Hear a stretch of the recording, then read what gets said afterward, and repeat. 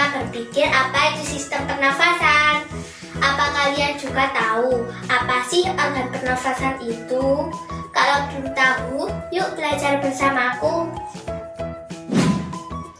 Halo teman-teman, perkenalkan nama aku Novi, kelas 5 SD dan aku berasal dari SDN Negeri Katon 1, Kabupaten Malang.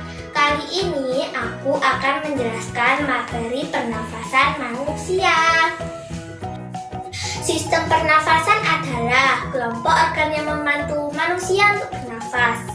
Sementara itu, bernafas adalah proses pertukaran karbon dioksida dalam tubuh dengan oksigen dari luar tubuh. Jadi, fungsi dari sistem pernafasan adalah sebagai tempat pergantian oksigen dan karbon dioksida. Nah, ada beberapa organ pernafasan loh dalam tubuh manusia. Yuk perhatikan bersama. Organ pernafasan manusia dibagi menjadi 3, yaitu hidung, 4 saluran pernafasan, dan paru-paru. Pertama, hidung. Hidung adalah organ pernafasan yang berhubungan langsung dengan udara luar.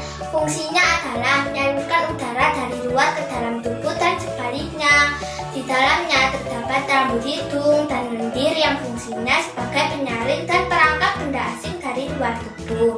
Kedua, saluran pernafasan dalam tubuh. Saluran ini terbagi menjadi 4 bagian. Kesatu yaitu faring yang berfungsi sebagai jalur masuk udara dari mulut. Kedua, laring. Laring adalah saluran penghubung antara faring dan trakea. Ketiga, trakea. Trakea adalah saluran yang menghubungkan laring dan bronkus. Di dalamnya terdapat lendir yang berfungsi sebagai penyaring benda asing. Keempat, bronkus. Bronkus adalah saluran penghubung antara trakea dan bronkiolus. Nah, bronkiolus sendiri adalah pencabangan dari bronkus. Organ pernafasan yang ketiga adalah paru-paru. Paru-paru adalah organ yang berperan sebagai tempat bertukarnya gas oksigen dan karbon dioksida.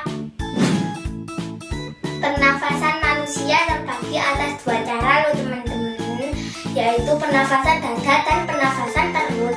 2 cara ini memiliki perbedaan yang mencolok loh teman-teman.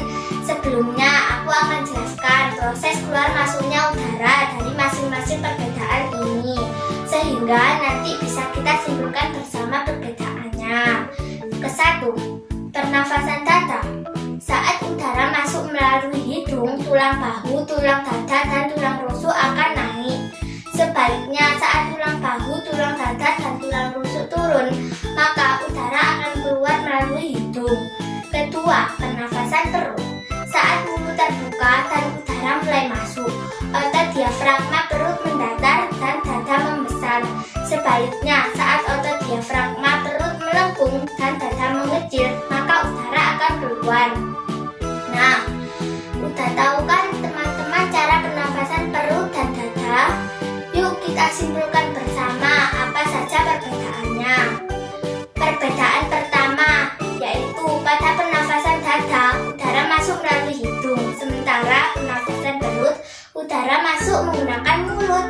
Yang kedua, pada pernafasan dada terjadi gerakan naik turun bahu dan dada berbeda dengan pernafasan perut yang ditandai dengan mengembang dan mengempisnya perut.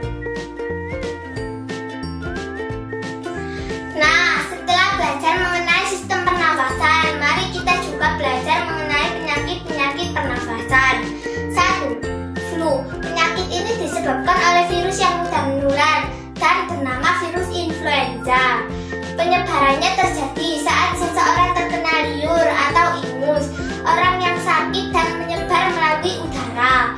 Gejalanya adalah demam, batuk, pilek, dan sakit tenggorokan. 2. Asma. Penyakit asma terjadi karena penyumbatan saluran pernafasan yang disebabkan oleh alergi.